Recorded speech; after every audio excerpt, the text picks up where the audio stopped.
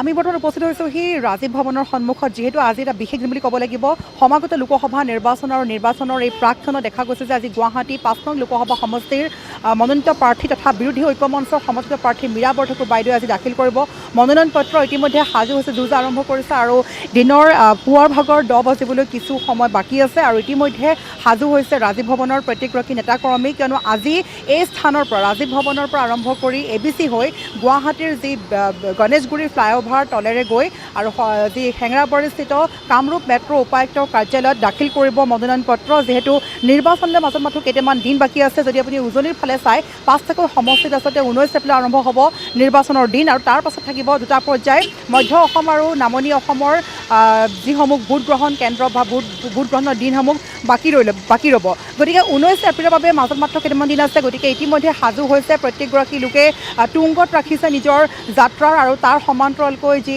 মনোনীত প্ৰাৰ্থী 5 নং লোকসভা সমষ্টিৰ মীৰা বৰঠাকুৰ বাইদেউ ইতিমধ্যে সাজু হৈছে আৰু মই যদি সতীৰ্থ অনুৰোধ জনাওঁ সামগ্ৰিক পৰিৱেশ দেখাবলৈ কিদৰে সাজু হৈছে নেতাকৰ্মীসকল কিদৰে সাজু হৈছে কংগ্ৰেছৰ যি সমৰ্থিত ব্যক্তিসকল আৰু ইতিমধ্যে এক প্ৰকাৰ যি সামগ্ৰিক পৰিৱেশ এই পৰিৱেশ দেখিলে আপুনি গম পাব আচলতে যিহেতু নিৰ্বাচনলৈ মাজত মাথো কেইটামান দিন আছে আৰু ইয়াৰ পৰাই যাত্ৰা আৰম্ভ কৰিব আৰু দেখা গৈছে যে ইতিমধ্যে আমাৰ যদি চৌপাশে মন কৰোঁ হাজাৰ হাজাৰ লোকে আচলতে ভিৰ কৰা পৰিলক্ষিত হৈছে বাইদেউৰ সমৰ্থন কৰিছে আৰু এইখিনিতে ক'ব লাগিব যে আজি হৈছে এটা বিশেষ দিন আজি এই 16 এপ্ৰিল তাৰিখে দাখিল কৰিবলৈ গৈ আছে 5 নং লোকসভা সমষ্টিৰ মনোনীত প্ৰাৰ্থী তথা বিজেপিৰ বিৰোধীৰ ঐক্য মঞ্চৰ যি বিৰোধীৰ সমৰ্থিত প্ৰাৰ্থী মীৰা বৰঠাকুৰ বাইদেৱে আৰু হেঙেৰাবাৰীস্থিত কামৰূপ মেট্ৰ' উপায়ুক্তৰ কাৰ্যালয়ত দাখিল কৰিব মনোনয়ন পত্ৰ আৰু ইতিমধ্যে মই পুনৰ কৈছোঁ মাজত মাথো কেইটামান সময় বাকী আছে তাৰ পাছতে আৰম্ভ হ'ব এই বিশাল যাত্ৰা ইতিমধ্যে গুৱাহাটীবাসীও সাজু হৈছে ইলেকশ্যনৰ বাবে সাজু হৈছে প্ৰত্যেকগৰাকী লোক আৰু মীৰা বৰঠাকুৰ বাইদেউ জয়ী হ'ব তেওঁ নিশ্চিত হৈ তুলিছে তেওঁ আত্মবিশ্বাসী হৈ আছে দৃঢ় বিশ্বাসে তেওঁ সদৰি কৰিছে যে তেওঁ জয়ী হ'ব আৰু দেখা গৈছে হাজাৰ হাজাৰ জনতাই ভিৰ কৰা পৰিলক্ষিত হৈছে বাইদেউক সমৰ্থন কৰিছে আচলতে এই মহাৰণ কোন জয়ী হ'ব আমি পৰৱৰ্তী সময়লৈ অপেক্ষা কৰিব লাগিব যিহেতু বিজেপিৰ প্ৰাৰ্থী বিজুলী কলিতাৰ বিৰুদ্ধে আছে কংগ্ৰেছৰ প্ৰাৰ্থী মীৰা বৰঠাকুৰ বাইদেউ গতিকে এখন বিশাল বৃহৎ মহাৰণ হ'বলৈ গৈ আছে এই বিশেষ মহাৰণত জয়ী হ'ব কোন অপেক্ষালৈ বাট চাব লাগিব আৰু মই পুনৰ কৈছোঁ সমাগত লোকসভা নিৰ্বাচন আৰু তাৰ বাবে এতিয়া ইতিমধ্যে আজি মনোনয়ন পত্ৰ দাখিল কৰাৰ যি সামগ্ৰিক পৰিৱেশ সেই সামগ্ৰিক পৰিৱেশ মই দেখাব চেষ্টা কৰিছোঁ মোৰ সতীৰ্থক অনুৰোধ জনাইছোঁ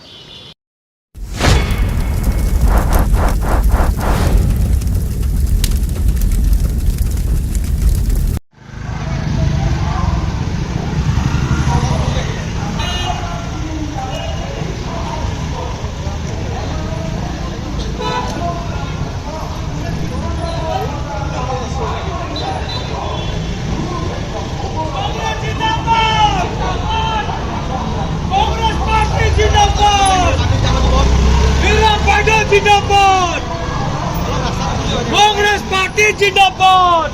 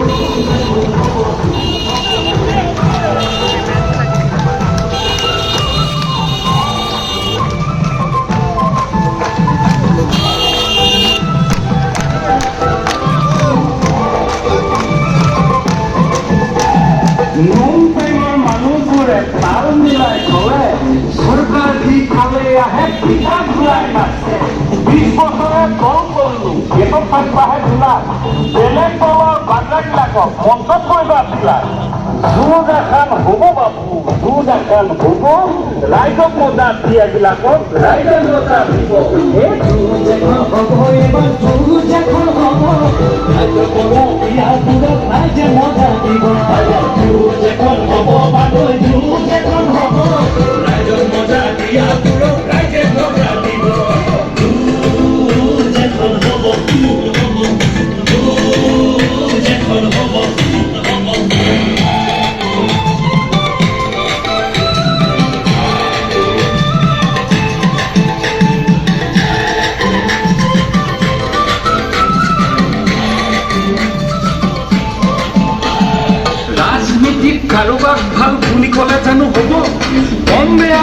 CPIৰ মাজত যুদ্ধ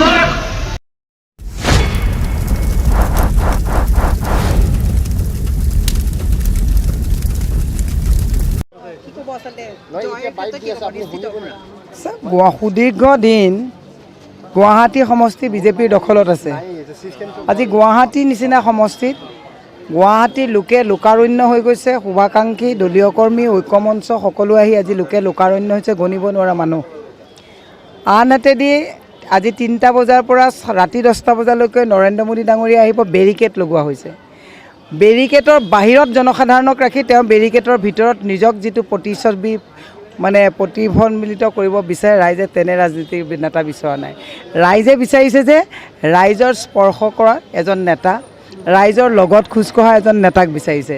বেৰিকেডৰ বাহিৰত জনসাধাৰণক ৰাখি অকলে টাটা বাই বাই দিয়া নেতা এজনক বিদায় দিব বিচাৰিছে। তাৰেই বহিঃপ্ৰকাশ হিচাপে আজি হাজাৰ হাজাৰ মানুহ গুৱাহাটীৰ মাজমজিয়াত আমাৰ ৰেলীত আহিছে। মোৰ বিশ্বাস মানুহে এটা মুক্ত ৰাজনৈতিক পৰিৱেশৰ বিচাৰিছে য'ত বেৰিকেড নাথাকিব। গতিকে আমি এটা জয়ীৰ এটা যিটো আভাস আজি পাইছোঁ। মোৰ বিশ্বাস গুৱাহাটীবাসী ৰাইজে আমাক জয়ী কৰাব, আমি জয়ী হ'ম।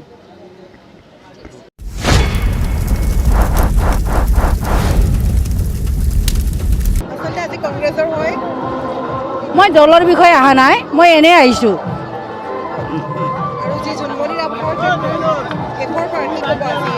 মোৰ ছোৱালীৰ ন্যায় বিচাৰটো একোৱেই নহ'ল, তো মই এইবিলাকৰ কাৰণে অহা নাই। মই ৰাজনীতিক নেখেলোঁ মোৰ ছোৱালীৰ বিষয়ে।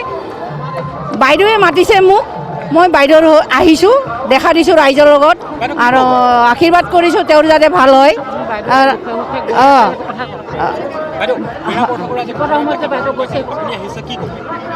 মোৰ তেওঁ বিপদে আপদে থিয় হৈ আছে, যিকোনো সমস্যা তেওঁ মই মনটো বেয়া লাগিলেও গৈছে, বা যিকোনো অসুবিধা হ'লেও তেওঁ গৈ মোৰ ঘৰত ওলাইছে। সেইটো বাবে তেওঁ মোক কৈ আছে, মা আপুনি ওলাব, মই আজি আমুকত এনেকুৱা আছে। তো মই তেওঁক না বুলি কৈছিলোঁ, তেওঁ জোৰ কৰাৰ কাৰণে মই আহি গ'লোঁ। ঠিক আছে, আশীৰ্বাদ এটা দিছোঁ, ভগৱানে তেওঁক মংগল কৰক আৰু ৰাইজেও আশীৰ্বাদ কৰক, ৰাইজে আগুৱাই নিয়ক সেইটো ভাবিছোঁ। আৰু ৰাইজে আগুৱাই নিলে তেওঁ আগবাঢ়িব পাৰিব, ৰাইজে আগুৱাই নিনিলেতো তেওঁ আগবাঢ়িব নোৱাৰে। গতিকে ৰাইজে আগুৱাই লৈ যাওক, আৰু আগুৱাই লৈ যোৱাৰ পিছত তেওঁ যাতে আমাক পাহৰি নাযায়, ৰাইজক পাহৰি নাযায়, আৰু আমাৰ যাতে অতীতৰ যিকোনো কামবিলাক অতীতৰ নিচিনাই হৈ থাকে। এই নতুন নতুন নিয়ম কাৰণ আমাক নালাগে। হা,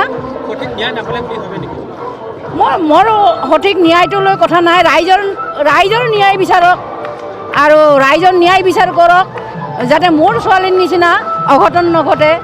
সেইটো মই আজি ৰাজনীতি কৰিব অহা নাই। মোৰ ছোৱালীৰ বিষয়ে মোক এনে মাতিছে, মই এনে আহিছোঁ।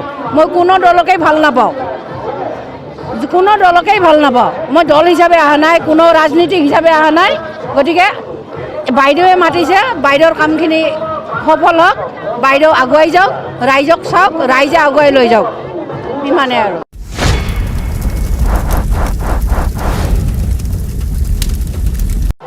আৰু ইয়াত নিশ্চয়কৈ দেখা পালে জোনমণি ৰাভাৰ মাতৃৰ যি মন্তব্য শুনা পালে, আচলতে আজিৰ যি কংগ্ৰেছৰ 5 নং লোকসভা সমষ্টিৰ প্ৰাৰ্থী মীৰা বৰঠাকুৰে ইতিমধ্যে মনোনয়ন পত্ৰ দাখিল কৰিবলৈ সাজু হৈছে। দলে বলে যি কংগ্ৰেছৰ যিসকল ছাপোৰ্টত থকা যিসকল লোক আছে বা যিসকল দলে বলে ওলাই আহিছে, সমগ্ৰ গুৱাহাটীবাসীৰ পৰা আচলতে দেখা গৈছে লোকে লোকাৰণ্য হৈ পৰিছে। হাজাৰ হাজাৰ লোকে আহি যোগদান কৰিছে এই বিশেষ মনোনয়ন পত্ৰত। আমি যদি সামগ্ৰিক দৃশ্য পুনৰবাৰ দেখাব চেষ্টা কৰোঁ, ভালদৰে মন কৰক আচলতে কিদৰে আচলতে দেখা গৈছে যে আজি মনোনয়ন পত্ৰ দাখিল অনুষ্ঠানত এইদৰে দেখা গৈছে যি ৰাজীৱ ভৱনৰ পৰা হেঙেৰাবাৰী অৱস্থিত যি DC অফিচলৈকে বৰ্তমান আহি আছে মীৰা বৰঠাকুৰ বাইদেউ, আৰু বাইদেউৰ লগত এইদৰে দলে বলে সকলো লোকে আচলতে সাজু হৈ আহিছে, বাইদেউ ছাপোৰ্ট কৰিছে। সকলোৱে বিচাৰিছে নতুন চৰকাৰ হোৱাটো, বিজেপি চৰকাৰৰ যিসমূহ আচলতে তেওঁলোকে মানুহক ঠগি থকা বুলি বা মানুহক যিদৰে আচলতে প্ৰতিটো কথাতে মূল্য বৃদ্ধিয়ে হওক বা যিকোনো কথাতে হওক যি আচলতে হাৰাশাস্তি কৰিছে, সেইসমূহৰ এক বিশেষ শ্লোগান আগবঢ়াইছে, বিশেষ গান গীতৰ কলি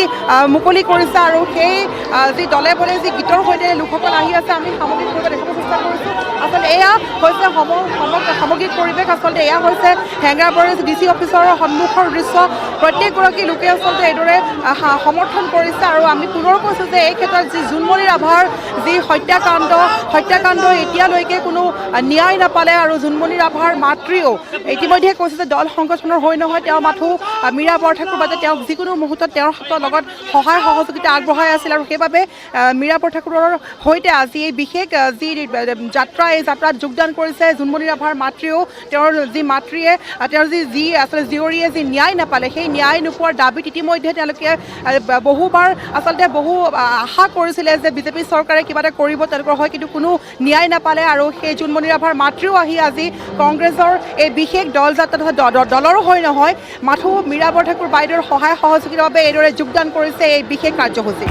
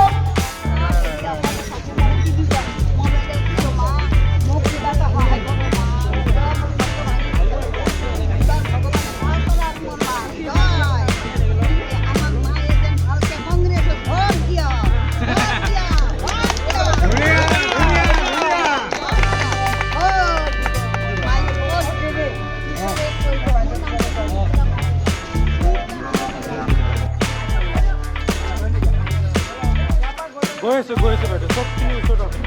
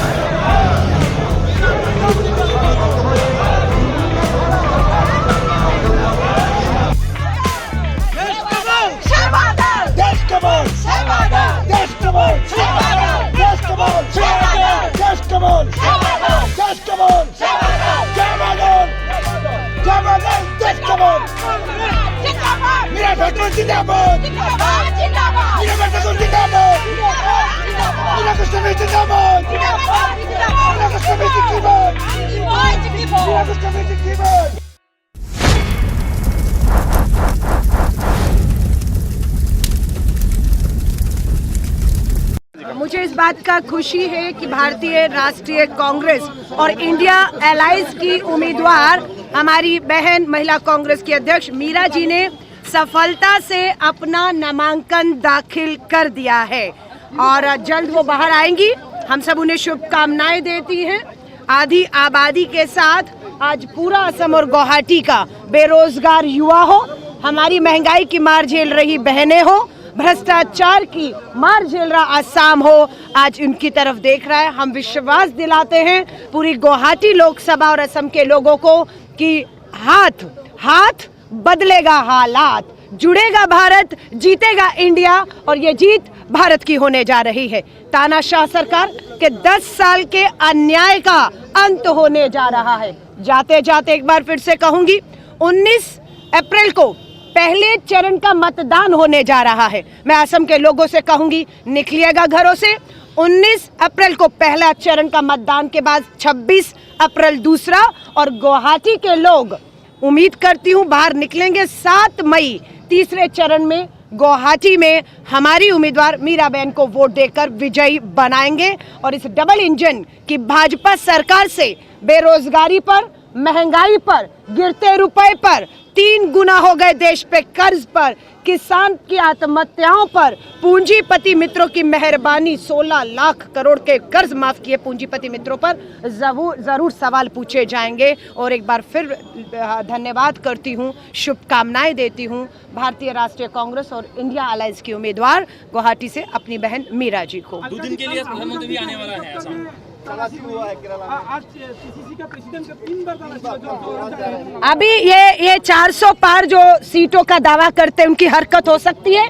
400 सीटें पार करते हैं, 2 चुनी हुई सरकारों के चुने हुए मुख्यमंत्री, झारखंड, दिल्ली को जेल में डाला जाता है। कांग्रेस के बही खातों को इनकम टैक्स द्वारा सील कर दिया जाता है। राहुल गांधी जी के जहाज की चेकिंग होती है, पर प्रधानमंत्री जी, अमित शाह जी, आपके जहाज की चेकिंग नहीं होती। अगर काला धन कहीं किसी को ईमानदारी से पकड़ना हो तो प्रधानमंत्री जी और गृह मंत्री जी के हेलीकॉप्टर की जांच कर दीजिए, देश का काला धन उन्हीं जहाज में आ रहा है। गुवाहाटी का अंदर में राहुल गांधी को बैन किया है, लेकिन आज प्रधानमंत्री मोदी ने गुवाहाटी असम के लोग देख रहे हैं राहुल गांधी जी की भारत जोड़ो न्याय यात्रा को, किस तरीके का विरोध यहाँ की जो हेमंत बिस्वा सरकार ने किया, पर असम और गुवाहाटी के लोगों ने मुंह तोड़ जवाब दिया और यात्रा को, भारत जोड़ो न्याय यात्रा को सफल बनाया। उसके लिए असम और गुवाहाटी के लोगों का भारतीय राष्ट्रीय कांग्रेस धन्यवाद और आभार व्यक्त करती है। यहाँ से दिखता है कि अभी भी श्री राहुल गांधी जी, प्रियंका गांधी जी, मल्लिका अर्जुन खड़गे जी, कांग्रेस और इंडिया अलायंस के नेता असम की धरती पर आकर लोगों की, लोकतंत्र की आवाज को उठाना चाहते हैं, लेकिन उन्हें इजाजत नहीं दी जा रही है।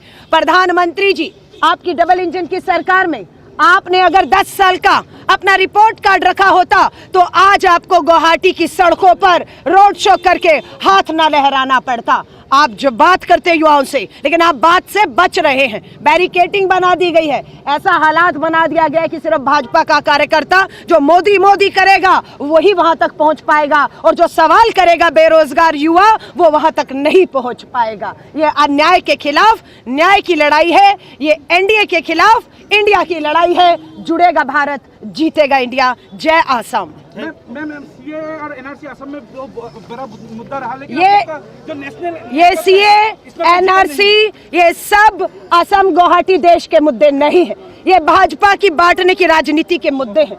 देश का मुद्दा आज भारी बेरोजगारी है, महंगाई है, किसान तरस से आत्महत्याएं कर रहा है, उसे कानून, न्यूनतम समर्थन मूल्य कानून नहीं मिल रहा। अग्निपथ भर्ती योजना सेना को कमजोर करने की योजना है।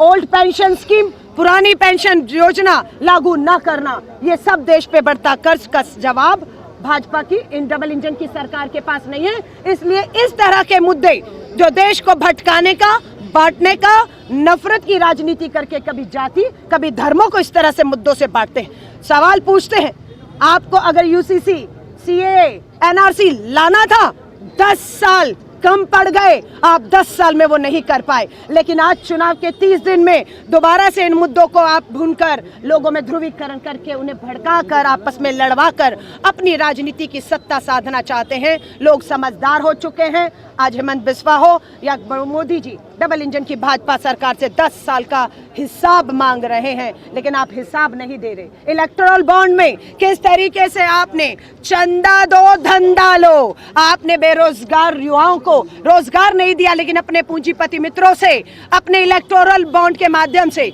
काला धन लिया, आपने चंदा लिया, आपने ईडी की रेड डाली, ईडी की रेड खत्म करने के लिए भी आपने चंदा लिया। हम सुप्रीम कोर्ट का आभार व्यक्त करते हैं कि आपने इलेक्टोरल बॉन्ड का खुलासा करके भाजपा को बेनकाब करने का काम किया है।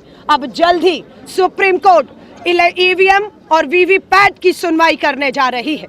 हमें मालूम है भाजपा इलेक्टोरल बॉन्ड की तरह वीवीपैट का खुलासा ना हो, लोगों को जानने का हक जिसे वंचित रखना चाहती है, जिसके लिए वो विरोध कर रही है। पर भारतीय राष्ट्रीय कांग्रेस और इंडिया गठबंधन इलेक्टोरल बॉन्ड के खुलासे के साथ खड़ा था, हमारी जीत हुई। हम अब भी वीवीपैट, बिल्कुल एक मतदाता को जानने का हक है, देखने का हक है कि ईवीएम में उसने जिस का बटन दबाया है, क्या वीवीपैट की पर्ची भी वही जा रही है या कहीं और जा रही है। हमें विश्वास है ये दूसरा झटका भाजपा को सुप्रीम कोर्ट से लगने जा रहा है। लोकतंत्र की जीत होगी। जय संविधान, जय लोकतंत्र।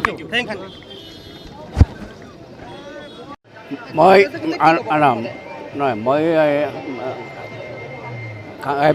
কামৰূপ ডিষ্ট্ৰিক্টৰ ST চেলৰ চেয়াৰমেন উমাকান্ত ৰাভা। এতিয়া এইবাৰ ইলেকশ্যনত আমাৰ গুৱাহাটী লোকসভা সমষ্টিত বিপুল ভোটত জয়লাভ কৰিব। প্ৰায় 3 পৰা 5 লাখ ভোটত মানে জয় অহা আশা আছে। কাৰণ কিয়, ইয়াৰ বিভিন্ন ধৰণৰ জনগোষ্ঠীবিলাকে মানে ইয়াত যোগদান কৰিছে। ইয়াত কেইবাটাও পাৰ্টি ইয়াত মানে সন্মিলন হৈছে, গতিকে সেইফালৰ পৰা যথেষ্ট সঁহাৰি পোৱা গৈছে। আজিৰ যিটো মানুহৰ হট, এই মানুহৰ হতেই নিশ্চয় আজিয়েই নিশ্চিত বুলি ক'ব পাৰি যে মীৰা বাইদেউ বহু ভোটত জিকি আছে। কাৰণ কিয়, বিজেপি চৰকাৰ মানুহক জলকল খুৱাইছে। চিলিণ্ডাৰৰ দামেই হওক, মূল্য বৃদ্ধি হওক, বিভিন্ন কৰ কাটল, চুপাৰী চিণ্ডিকেট, বালি চিণ্ডিকেট, সব ফালৰ পৰা চিণ্ডিকেটৰ হৈছে। আৰু সেইকাৰণে গাঁও অঞ্চলতো জাগৃত হৈছে মানুহে যে কংগ্ৰেছক বিদায় হেৰি বিজেপিক বিদায় নিদিলে আৰু নহ'ব। গতিকে আজিৰ এই জনসমুদ্ৰই গুৱাহাটীক কঁপাই তুলিছে যে নিশ্চয় মীৰা বাইদেউ 3 পৰা 5 ভোটত মানে জয়লাভ কৰিব। আৰু কি বলো, ঘৰ, অফিচ, গুদান আদি সলনি কৰাৰ কথা ভাবিছে নেকি? পিছে সলনি কৰিব হয়, সকলো বস্তু এঠাইৰ পৰা আন ঠাইলৈ সহজে নিয়াটো জানো সম্ভৱ? চিন্তা তাতেই নহয় জানো? কেৱল ঘৰ অফিচেই নহয়, ডাঙৰ ডাঙৰ মেচিন, বাইক, ডাঙৰ ডাঙৰ গাড়ীকে ধৰি সকলো বস্তু। পিছে এতিয়া আৰু চিন্তাৰ কোনো কাৰণ নাই। আপোনাৰ এটা মাথো ফোন কলতে সমাধান হৈ পৰিব এনেসমূহ সমস্যা। আপোনাৰ কাষত আংকুশ কাৰ্গো পেকাৰ্ছ এণ্ড মুভাৰ্ছ সমগ্ৰ ভাৰততে প্ৰভাইড কৰে ড'ৰ টু ড'ৰ ছাৰ্ভিচ। গতিকে দেৰি কিহৰ? এতিয়াই যোগাযোগ কৰক 9957630102 অথবা 9546214823 নম্বৰত। লগতে ঠিকনা ফটাহিল আমবাৰী নিয়েৰ অনাথ আশ্ৰম, আমবাৰী থানা, গুৱাহাটী।